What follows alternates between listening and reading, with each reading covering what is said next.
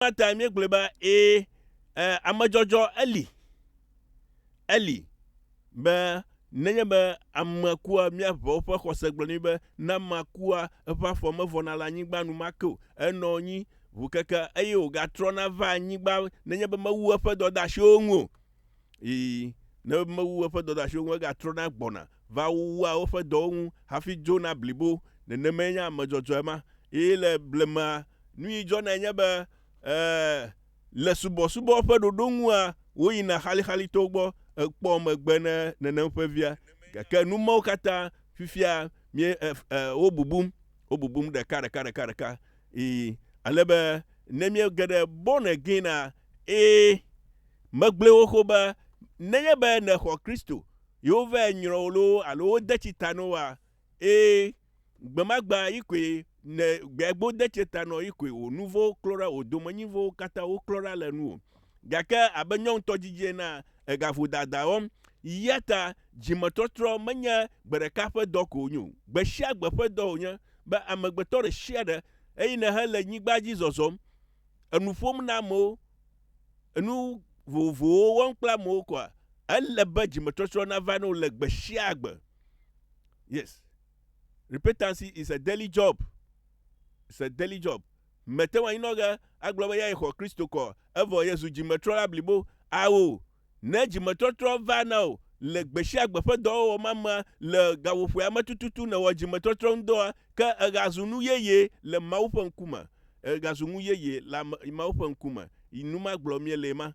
That's the born again ka ugbugbo ogaji blibui labe nu yo kata no nu gbegble yo kata no ma ekpo dejeshi ene nya be wonya nu gbegble ene trole wo yoma be ye ma ga wo azon ene na drajogbe ma eglunya ma na roku ene khwese to ojime be nu ma ye ma ga go kwa egazu nu owo yeye le mawufe nkuma ele mi ale nkure nmanwu ele vevie nto eye mi ajujo nu ya o meva fufufu ano tano fu ba nu reka onye born again clear reincarnation menye nu reka onye crown born again ha menye gbereka ko o na ko glan mazu born again ya me deje ta evo mazu born again alakpai eblerokio ele ba jimetotro na va no le gbesiagbe made ma deche ta ayi o church gbona even le church akra ha afino via bible akoda awumakoju mamade etro jimablibo a ma gbona eva la mare fe gbo va ejra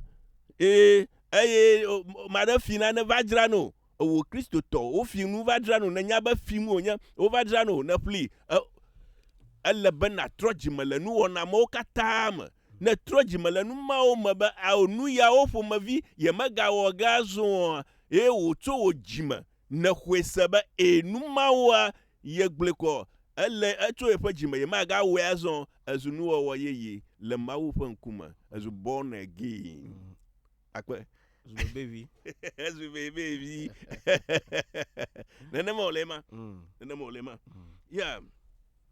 Azo egba nu imie nkulegado nye ba jivishia hon o khana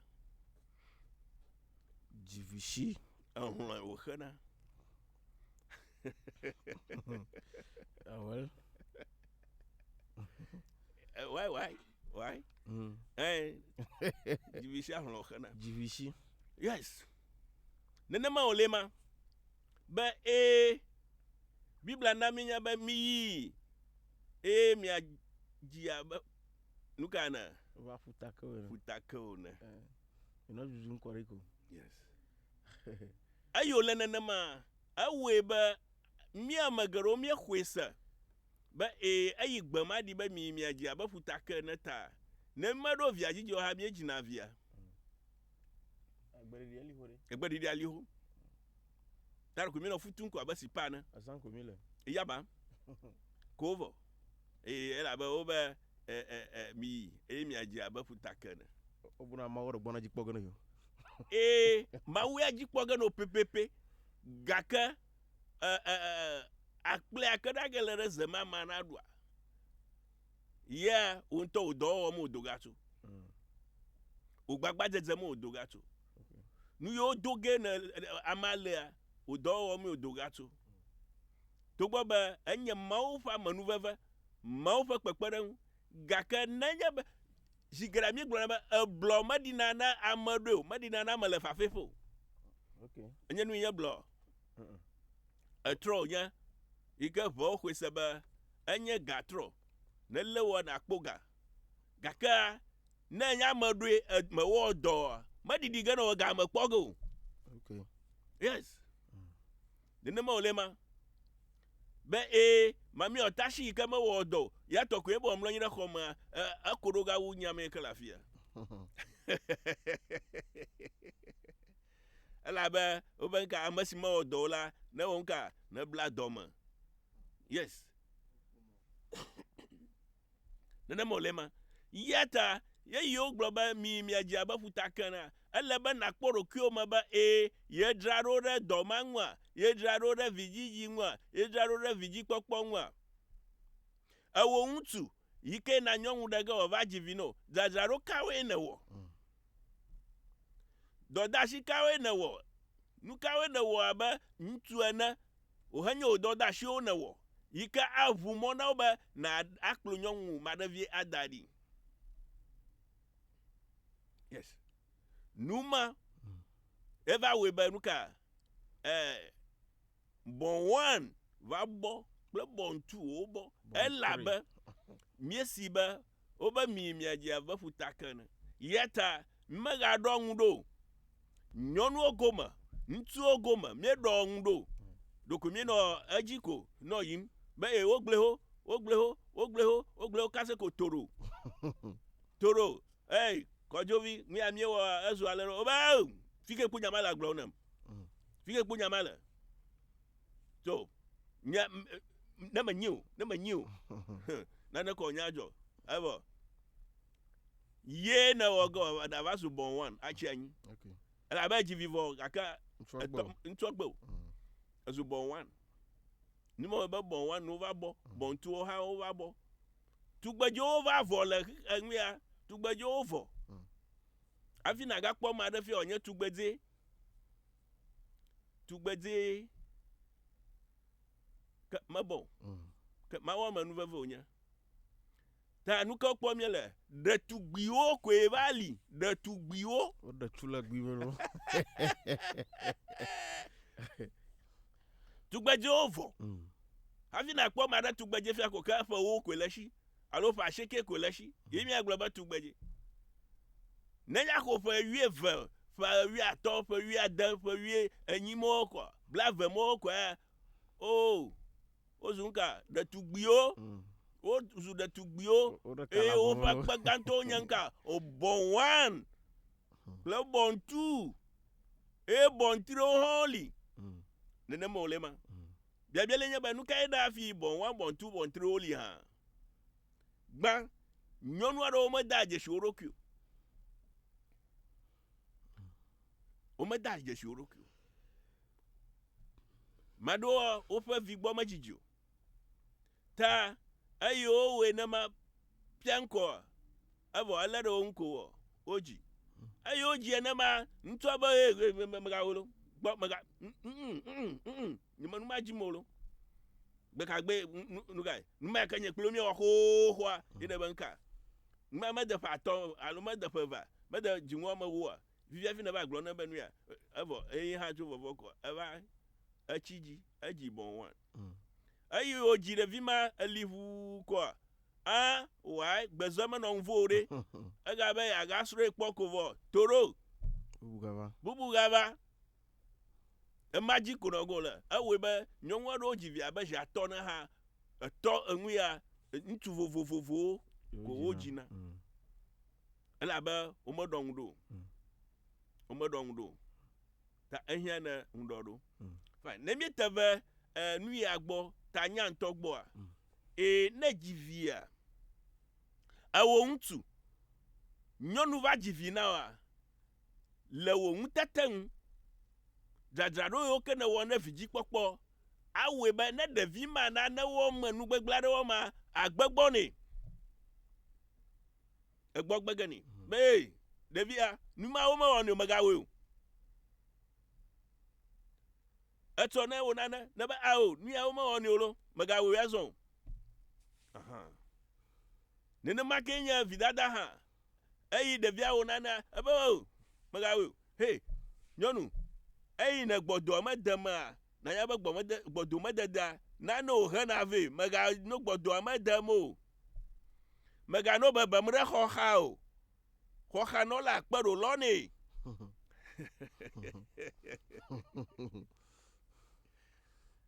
Aha. Fifia, mafia ba edevia jom de katu. Edevia jom de katu. Egblom ni ba wo zo de do nwia de hu. Na du achi, ye machi a jomo a, me bla chi ra chi an jomo a, achi ma ro ko je na hoyo hoyo. Me jona. Do glona. Ya da na jivia egblediko me nya gbamu ne o. To we nya ba ne gbanya ne fi avaku. Ni me nya fi ko po nya gbe na fi fa yodo le po. Aha. Ewo gaba le wokata ma egbona na ji to suga. De vio ka na jia. Wogbona na suga de gbo. Yata elle na jila de shade ba woto belele na wovio. Wogbanya na wovio. Wojo wovio de kato. Ahe o le jojo nyenyengu. Nene mo le ma. Le bo ahe o le jojo nyenyengu. De vima wo we ama moto ge. Nitwa ya miefo ngble ba obenka nyongu. Ntu magado nyongu fa wo. Nene make nyongu ha magado ntu fa wo. Akaye va bofia. Ayi de vio mado mu de jila o poma. Ayi ntu ko nyongu wodo jila kwe. Ntu va de toge jila kwe. Le mia pa ko nwa ntu ro da toge. Ya pa ko nwa ntu ma da toge. Le mia pa ko nwa ntu ma fora. Ga kan tu va da fumreta. Ntu va toge dem. Ntu va nyongu wudom. Ya kana kpo akpo ba nyongu do na nchu awu afina kpo nchu ado nyongu a ma bon ma gbegbo lo. Biblia na minya ba onya nyongu na Yehowa. Okay. Ne nam fanu na mo kata numa wolo kata onya nyongu na Yehowa. Yata elena soli hawo haba nenya ba mo soli homa vama onon kulera mo odamarori onon kulem. Gaka nuka jojo ne egbefia ko ocho mama ye ko ga pepe to ko veni ye ga ko gavi. Ye me no front bench. Ta ne egble ne fia ko ga ko gavi. Me dashi mouse bosubo nwu ploko baro. Me dashi nka mouse bosubo ploko baro. Ye we ba amon gbegble wo mu ha le mia wo gble ezogba. Enya ba le bibla ma le nyane ba ma fa nya chatre de numa ba ntuma ga do nyon fa wo. Ntuma ga da togi. Susurata ma o ma de ma ba o na ba venovio ma eve la kota na nyonu. Ye venovio ma vema o we ko da tama na ntuo. Nyongo to la kota, ntuo to la tama.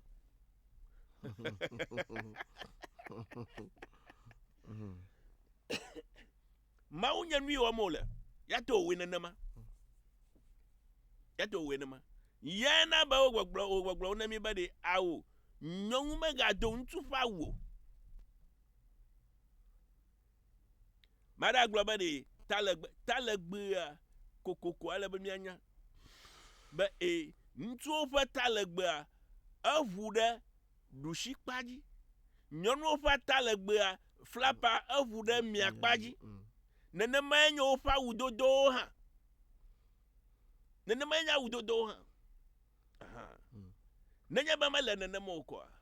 O we dokuna no don ko ano yimi.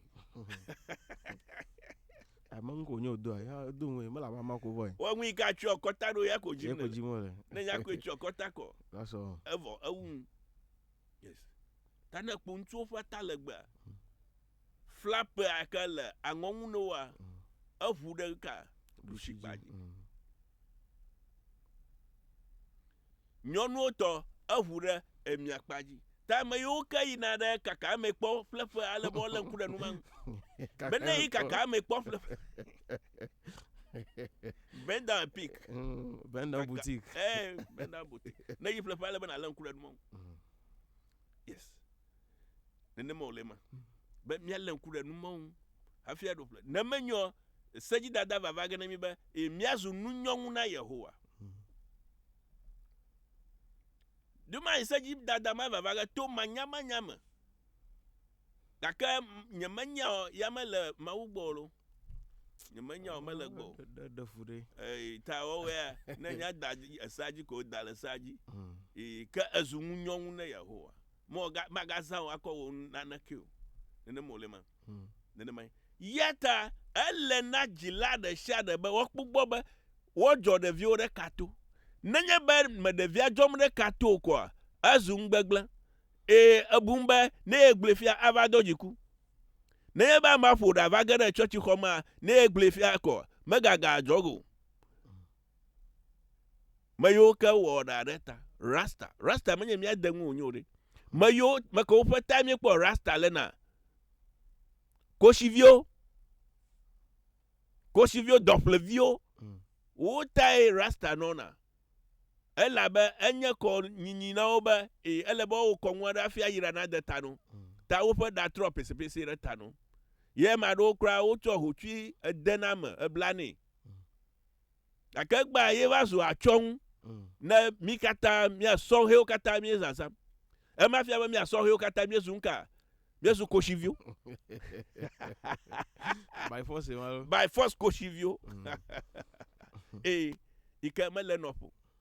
Mele nɔƒo. Ele míalé ŋku ɖe ma ŋu. Yata nenye be negbe nya gbegbe ne vi, negbe be menya gbegbe ne viwoa, egbɔna hlɔ̃ do ge. Eyi viwoa, ne tso ko tso tu, ne tso yi, ne tso kpo, ne zikpi, eye dzi agbegbea, megbɔ gbem ni o. Gbe ɖeka eye wofa too ko be ewu ame lo. Blema nu ke dzɔ ɖa. Na Mawu ma ele be naxe hlɔ̃, nadzi ame aɖo teƒe. Nadzi ame aɖo amea wowua teƒe. Ke xe hlɔ̃. Le mama ya me tsitso gblɔna be dzivi sia hlɔ̃ wo xena. Ne ɖevia shim be ye menya gbege ni o koa, gbe ɖeka egbɔna nyɔnu ma yi ke de nya gbege ɖe evia. Ye wova lé via vɔ be yeaƒo ŋu nɛ. Ne do to ɖa ne agblɔ nya nɛ koa, enyrem ye wòle dada ƒe to hese kplim. Be ye gbenya ye menya gbe ne o ta, ye woɖu to nɛ. Egbɔna nenem ƒe mema nye ge. Yata ele be míawo ŋka míagbe nya ne mía viwo. Meganɔ mía viwo si o, megakpɔ mía viwo ɖaa o. Abo enye dzi agbegbea. Enye dzi agbegbea. Nenye be viwo ne le aƒe me ko viwo nye ko moto va do ɖe aƒe me. Nenye be vi me dɔ ɖeke wɔm o, gake wòko moto va do ɖe aƒe me. Bie be fi ko wòkpɔ motoa le. Bie. Dɔkɔ mo le hafi kpɔ motoa. O ko no aƒadzi kpɔ ta ne va dzɔ ne ma. Ekɔkɔ ne boke. Ne ɖevia aƒadzi kpɔma, emɔ kadzi ɖevia to hafi aƒadzi kpɔm. Ewo dzila le be nanya. Viwo ma me yevu dɔ wɔm o. Me yevu dɔ ɖeke wɔm o. Magble ha dem o. Gake ye va zu aƒedzikpɔla no. Ne wɔna be akɔdzovi do ga ɖe ne ma. Akuvi adzi ga ɖe ne ma. Fi ke akuvia gakpɔ ge la fia no dom no. Fi ke kɔdzovia gakpɔ ge la no dom no. Enye gatsoƒa. Enye gatsoƒa. Eyi ne gbe be menya gbege ni o. Ye ma bie be ɖe fi ke nu ya tso. Nu yi ke kplɔ ge ɖo ko nye be eku gbɔna. Nenye be kua va, wo hã le me. Elabe wo hã ŋua ɖum. Eɖum. Nenema wòle ma. Ko ke dzivie sia, egbɔna hlɔ̃ xe ge. Division agbona hlon xege. Numai na be ne li ko ye viwo ko na ne va do da pe ma biegbe. E na nye dɔ yi wɔm o le. Ne nye be dɔ ya wɔm o la, sɔ kple nu ye ko va pe ma ke nu. Ne me sɔ kple o ko, fi yo kpui le ele be na nya. Ne eŋɔtsuƒe ebu ɖe wo kɔa, ele be na gblɔ be hey kaba back to the sender. Fia ne koe tuya, koe ye kaba. Gake mia ma ɖewoa, nu ke dzɔ, eyi mia viwo woko ʋu yeye kɔ va doe. Evɔ nya be ye via me dɔ ɖeke wɔm o. Ye viwoa me dɔ ɖeke wɔm o. Me ɖuɖɔɖɔm ɖuɖɔ do ɖem ɖe anyigba ne o. Tegli me bobo me dzodzo ƒom le yewo boto hã o. Ma si tsam ne nya o. Gake ma ko ʋu va doe. Awo vifofo ewe ma va me bie gbe o, me bie nya ɖeke o. Me ayi nya ɖeke gbeƒe ne o kɔ. Ewe ma va dze ŋgɔ ɖe va nɔ anyi ɖe front. Tɔ self ne ŋlɔ ɖe fronta. Evia ƒle ʋu. Be viwo ye vie ƒle ʋu.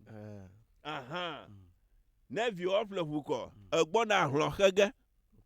Egbɔna hlɔ̃ xege. Le hlɔ̃ xege ma kɔ, ye me tso gblɔ be dzivie sia hlɔ̃wo xena. Ne via dzi ne ɖevia shim be awo ne gble fia ava wɔ le, ne gble ava ku. Ava ku. Vigbenya no yɔ do aɖeke meli wo kpɔnɔ. Ne gbenya ne fia gblɔ ne bie fia be o leke kɔdzovi. Leke edɔke va wɔ fi nkeke tɔe ne dzo yi ge ko ene ko ʋu gbea. Edɔke va wɔ le gea. Ne vɔvɔ be ne bie pe ko ke nu ye o le be kɔ ne ye mega kɔ ge ne yo. Dzivie sia hlɔ̃ xena gbe ɖeka gbɔna hlɔ̃ xege. Gbe ɖeka egbɔna numɔwo ƒe fe xege. Eye numɔwo ƒe fe xexea enka me to ge, eku me to ge. Eku me to ge. Yeta le be mia le ŋku ɖe ŋu be dzivie sia hlɔ̃wo xena. Akpe. Míaƒe nyaselawo mía da akpe ɖe mi be mía gakpɔtɔ le to dzi na mi meka ɖe dzi be numeɖeɖea eme kɔ no ke menana nya be tɔgbi be fifia mi le ƒe game ta kpikpikpikoe. So nenye be tsɔ kpui aɖe li yi ke ne dzi be yase yi dzi be abia nya ɖe nane mekɔ ɖo ate ma yɔ mi fifi la ale be wo hã nate ase gbɔwo tɔ to kaƒo dzesi yi ke nye 05500134423 05500134423 ne kaƒo dzesi ke na yɔ ale be na ayɔ mi ne nane le biabia le asiwa na bia mi ne mia ɖo no 05500134423 ne yɔ ma ɖo kodzi be tɔgbe le aƒame yi ke na dɔ go na yi ke na ge ɖe na so nɔfi gbãtɔ le kadzi na mi ke na dɔ go na mi ke na ge ɖe aƒame nam sia dɔ go na ge ɖe aƒame nam sia dɔ go na ge ɖe me dɔ go na ge ɖe me nam sia ya mane ge ɖe me dɔ go na ge ɖe me. Oh, sorry. Okay, dɔ go na ge ɖe me nam. Ago. Amane ge ɖe me, wo kɔkla fi ne me yɛntse. Azaro. Yo moto. Anya fi ava komito afa poti. Akwe, miase gbɔ tɔ. Mani bana tɔgbi tɔkre ba e ga da mu ma na min dia. Okay. Ya sala dia do nye bana ko tɔgbi fa anya bogoro akucho dulama. Okay. Kaka wa me ka be mak bogoro ka anya be fu daga la unka. Umweta somna laji. Ana ko ame tɔgbi do. Ifa nya bogoro irava manu Azaro. Yo. Ma o fa jogba nyina no nyaji. The revival do lokata wa kula radio do lokata ka ala buta regime.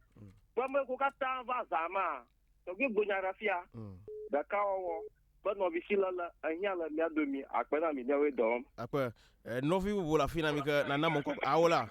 Na yo ma jagba ke na ale mon radio na le gbalo na chi. Na nyeba re mi akpolo online ha jagba ke na le mon na nu eji na mi akpolo le plus be o feedback akpleto a magava de funumi so yomi le 055001343 dogo na bi kada gara pa na le mon radio na le gbalo na amana gara ma. Ija Zaro, good morning. Morning mato ngo kla fi bien che. Akpa mensa che no hawa. Okay, akpa mi asanko. Mada kwa na tobi. De fa mfe fiota. Okay. Nyata fa nyaunya. Be ka fla mi ajida dawo. moga lo lombe yo gbanya ne nyisia le wole ya umu ala ba o sivire ne magbanya ne fere na ka fere kuku jaga na ma enya do ma to bito chi nya ta fanya onya no ngode manya magbana nya na viawo awe ba kafla via de wa ni kama jabo wo wo ni akanya ma do nye pone kanya do na fofotanu o hanya agomye de na la jila maoji lẹ́yìn bá ọ̀nà tó yá pẹ̀tẹ́ bí fọ́n fíà mẹ́yà fíà de mo jàgbá náà dọ̀ fọ̀tẹ̀ fọ́gbà gbẹ̀dẹ̀ àmì dàpẹ́ mẹ́tọ̀ bí fọ́n fíà mẹ́tà pẹ́ mẹ́tọ̀ gbé bẹ́ adóbòbò yẹn tọ́ fẹ́ ẹdùnmọ́sá ẹ̀kẹ́ ní èrùdù kan sọ̀rọ̀ mílíọ̀nù àgbẹ̀ àpẹ́ ni. Wọ́n kọ́ kọ́lá fínẹ̀ mẹ́yàm tó yẹ kí n dọ́gọ̀ náà mi sí àwọn. abo amana gẹ́gẹ́ mọ́ kọ́lá fínẹ̀ yẹn tó yẹ. wọ́n fún wọn sọ gẹ̀. ok wọ́n fẹ́ Madina ok apẹ́ wọn kọ́. nǹkan yẹn ń zọ̀n. ok mẹ́sàn gbọ́ tọ́ lẹ́kọ̀ọ́ lè. ó tọ́jú ẹyin dáná ń bí ya tọ́jú à ń fi àyè rẹ̀ pa mọ̀lá yẹ kẹ́ tọ́jú kọ́ ń fi àyè. ẹ̀pọ̀ mìíràn dèbí ẹ̀kẹ́ jọ fífi à. lẹ́mi tó mi bẹ́ gẹ̀gẹ̀gẹ̀ lẹ́mi tó mọ̀ kò tẹ́ ẹ̀gẹ̀ bá gbẹ́ ní. Kemi va la fin kemi beta o nya jilo mu o miro na mo miro kemi va tro agbegubo va ko pere ya fa gbon o ka e ba zu agbevori ne kemi va no kemi beta nya fofo aro nya gada o menyi mi miro alo o ti ami tamu okay ta di kama atwa gbo men like nya be ti atwa no ha yasem akono nso nya do kwi ala ta nyo pa apẹ́ o wa onyo wọ́n kọ́ kọ́lá fínẹ̀ yẹn tó yẹ kí n dọ́gọ̀ náà na gẹ́gẹ́ fọ́ nam sí àwọn. ago àmọ́ wọn kọ́. nǹkan yẹn yẹ precious bọ̀kọ̀. apẹ́ wọn kúrò akọ́gbọ̀ jìnnà fi rẹ̀. bẹ́ẹ̀ kú yìí o bá dọ́kọ̀ gbẹ́nà tọ́gbí yẹn lọ gbọ́. àwọn ilé gbogbo lamọ́sán abọ́kájúkà ọ̀gá náà gbẹ̀sẹ̀ sí lẹ́mí àgbọ̀. apẹ́ màá kú mẹ́jọ́ máa bí ètò gbígbẹ́ lẹ́wọ̀n náà jìbì jìọ́lá ó yin o báyìí ó hẹ́ o báyìí alẹ́ ó hẹ́ o ẹ̀nẹ́bẹ̀ yà hẹ́ yẹ bí nínú ma kàkẹ́ jìọ́lá ó lì náà bí ó ń gbẹgbẹ́ náà gbé òjò bẹ́ẹ̀ gbé nù kọ̀ ó bọ̀ ń rà sí ń kí ẹ̀fì ó kàtà rò kó gbé fi ẹ̀yìn rẹ̀ kákùn ẹ̀ kò rẹ̀ bí ẹjí bẹ́ẹ̀ bá jẹ́ ọkọ̀ gan rẹ̀ dòmí àjà gan bọ́díbọ́dí rẹ̀ dòmí rẹ̀ àtẹ́ dàsí rẹ̀ bí máa ń rẹ̀ jìọ́lá ó bọ̀ pọ̀ gbọ̀ àrùn àná. Akwe. Ya biale nya ba jola yo ke de vi ma tabli fifi la fia le ko tso nyi wo wi. Afi na nyama. Ye ozu ba evi o ke wo ne va ji nye wo fe togbe ovi kple wo fe mama yo via na wo ngbegble a wo daji. Ka do fia ba wo ha ye yo nyi o ma na wo ngbegble wo daji wa. Jivi sha hlo khana. Ne de via ngbegble mko Oba ne do chia ko chia jojo gomme cho devi afi ovachi. Na menyo na chia va chia afi na be joma. Do ngana. Acha do ngana. Yata elebe mia no devi o jom cho vigima. Mia he o cho vigima. Alebe wo chikpli. Aha. Gakana kweba o eyeji agbegbe a. Eyeji agbegbe leke o gagbenya ni. Eta nenyeba ne jivia ureka to fuarapo akena jiko jina fuma na jivia ko jina fuma fuma to ma chichi re sha de pomo ahere vi ma da do nyi ton na de vi ma won gbegba fuma to de sha de pomo ahe to ne ene molema ga ka fifia na da sha ma awaji pom na ma enyenwe odu ndia avina to hem ne aha awe ba the viewers of gokunyo the viewers of gokunyo le miaduma omega maraka fa gbesemo omega maraka vomo gbereka re agbona hlokhega wojila agbona hlokhega ela ba jivishia hlokhana akpa nyasela ho atemayomi eleba na den jerurama yomi la 05500 13423 055001333 Hello. won ko kla fi me nchu na dogo nam. Ako. Am okay. Mara kuma nyi ba na to bi ma yo chulu ma fa tan ko nya kike no. Okay, akpa me ase gbo to. Mara ku to bi an o fi ana dodo papa. Express yo fi ana nya glo no pete awu. Ti laro kura ha na manya na o mlo ni u fi ono blo ki ha no yi. Nu kata awe bada fi a. Ma bupu alo to hira ka homu. Na manya na ba no for form na da ba ni kulia. Adoji kure maga no kwa mu. Amu ti bi bonya nya ntokra nya mesa na agom. Chotia mada kuku majiba ma amplo nya da lo ma de nya to bi. No ko ko bu kwen nam to baba manya ya agro me ni la to ka majiba na ko ha ma ko bo no se onya fa du do. Awre aba to bi kana mi re kana mi pare na yo to gbele ka ko de no o de mo no. Bisi da kata onya na ba mi asila ya mare. Na o ka si gbo na roji ko ama cha mo gboro ge. Akpa Yansela ho atima yomi la 0550013423 0550013423 nyeka polishika na yo ala bana ga bier la show na biami na chokwi la show na chokwi mi apo gasi community bla atonvo adel gban 0550013423 0550013423 ala ba mia ase gbo to no fi kata na mia pon TikTok a me da kpada me de motor sha no ke Facebook to kata ikana mi akpoma me da kpada me de motor sha River TV mi kata me da kpada me de motor sha do agona ikana gara fama na msha onko kla film me yomchu Hello. do agona gara fama onko kla film me yomchu Hello. do agona gara me na yonko do agona onko kla film me yomchu Ba ku kwenya hosla. cho Ma vete. okay akpa Ya wala doji. yo bawe Ira mi kaka. Ya tepa ni jojo me nya ba amaro li onya bigla na mo. Na wo ya ka dizi na nyi. Agba de tena no na la. Wo bo ma ga no na ma. Na tochi de via un gbagba na tochi ko bale kenya ku mi ma. Ku ma pa. Fu wa me pa. Ta anaba ma vazu. Na review ta policy are no ta na ba review ka ta o ba gbon kaka mo ka di o mi apromo to we fia o fia ma mi de kara kata mi kata na mi anya nya sala o ba nya sa to mo nya ba ka o nu ya kwa ko o do akọ ni mi avio akpa do ago do agona gara me na onko kla film me yomchu ala ko kun ko ni ne de bi na chuma me do okay akpa me ase gbo to mara ku ba ko mara ku to bi fo ni ko cha mo la anya de ma la gbagba ayi ni ben na ko bi an da ka go to nya ma no ko ma no pomba na ne ba no yan chu ji fi ni ba o ba gba o fa gba ma nya gbere ko go ana na ba de yo mo bu na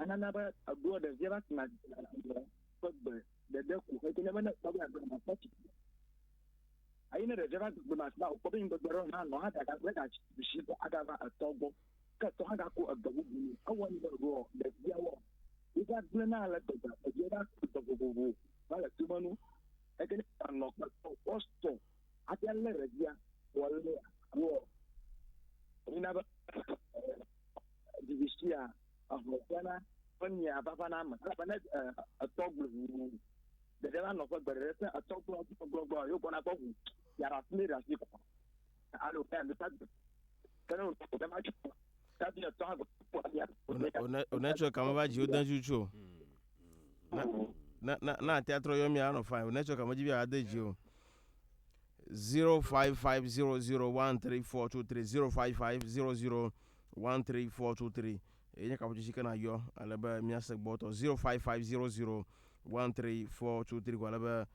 mi ase gboto ma kono videka ikan magare to gbeji ni mi akpo leka wolema 0550013423 0550013423 ika na magare to gbeji ko ni mi apunya tala ba na apojiro ta igano kwakwa movement kwa kami chology 0550013423 unko kla film yam chu adogo namsia dogo no ikana garema dogo ikana garema namsia 0550013423 okay kama no to gbigbo alaba mi azo ron go to gbe Melekbo. Akpe meda akpe na yo la katan. E o fa down do o dablibo. E ma fia ba o nya masam. Nui li nye ba de via de wa nui ko nye me kpo ba aga nu gbleme nya human right be gbogbo na human left nye ga fi mi nya ge be gbogbo na human left nye ga imi nya ge aha Davidi oba nyiklokpo de o wu anyo nyiklokpo ma wu anyo Okay.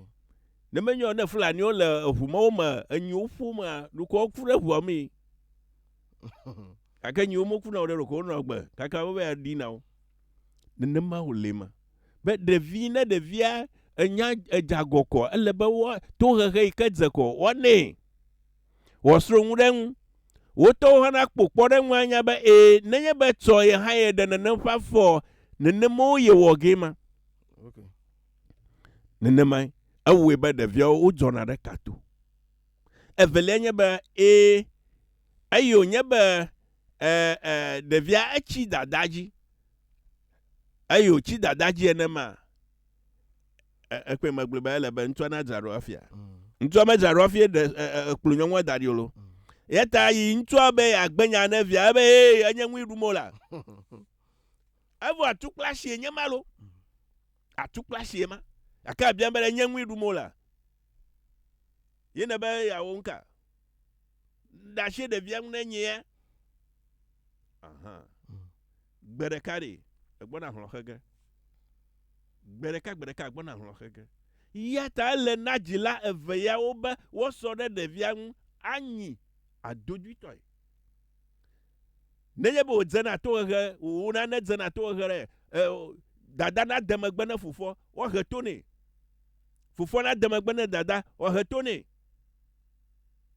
awo gebe de vima ka to noge akene mele nemo mama mali fufo ba he dada ba he ne fufo ba a dada ba b ne le nenema gbereka devi ma gbona ahroduk mado olifia taflache ofia shirikem fia me na ke wolo devi opa fifia devi opa ngbegble owo ye haku dara pamano ye ofia shirikem egba yata devie shiri ahrokhana ne devi ngbegble onko mi gbene to gomejeja nu ya ba de chedemi bo devi opa wudodora de mi gbogbo ga fia be de vi yawo awu ya odumo le half naked o le mama kle hela bloji o ma do ma dogo la fe mo wa o jilo mo po wa fi o do la fe mo wa to gbo ba le guado ma de vi o ko na ngo da bag me no jo la fe ma fi o va do ni yi ka fia ba o da je se ba na ya ba yo do ma la fe ma no ga na yo bobu yu eta wo ko da bag me abadu le gbaji anu mama la bloji aha kene nyonu ela mama la bloji ye ntu ade hala mama la bloji yo meva odogode do repair ele mi ado bia manwi do repair edrala edram ye fleto halfly edrala edram ye fleto halfly eyo meva ole mama enwo meva ole mama yo va dogode kuma yo mama ele mi ade yeshinuma e mi ade yeshiba wona de wulia ele be mi ale nkuran blibu ele mi ale nkuran blibu taflache de viado ji yo ka magbogbomba edo lia uchi udada ujia wo kongme nonome ya onona ela ba fui ke udada kpede unta manlobe wa hetore kene ne nfa viao ayi manlombe no heto no de vima wa nuke jojoge de vio gbona gokunyi zugeregbo no va zogokunyi ko etointo evo eyo va do hlɔ̃ kɔ ele bena va xe hlɔ̃ elabena hlɔ̃ xeƒea ame kokokoe da ame asi hafi wowuna ɖe nenem wòle ma ele bena xe hlɔ̃ ya ta metsitsiwo ne wokpe ʋuwo gblɔna be dzivie si ɖe hlɔ̃ xena nenye be mawu sodza ve mía nu be Yesu meva zi evelia o ke ntsɔfi ɖe agbea míagado go akpe míaƒe nyaselawo míeda akpe ɖe tɔgbu agbeve be wòte nɔ míagbɔ le aƒe megba yi ke míegalé ŋku ɖe míaƒe eventrɔsrɔ̃ nu so míese ge ɖe fia ale be míaxɔ domezokpui aɖe míegbɔ va míayi ɖe wɔnawo dzi ne mi donko dzi egbe nye dzoɖagbe yi ke nye dzinɔƒe ke bla veve agbe ƒe agogo vɔ so midzagba yi ke mia ale be ne mia ɖokuiwo me sia me ne dodo ga tsale le be ne ɖokuiwo ne ŋuno ga anyafi ne eno ge le ne miakɔ ekɔ nɔ ŋgɔgba kpɔm ɖe nyaselawo nukɔ nye le koli wɔnu yɔ me di yazaro yi ke ma tɔnɔ nɔ to dzi nam yi ke ma yi vie ma va ne megbɔ va miakpɔ be leke wɔnawo wa anɔ ɖo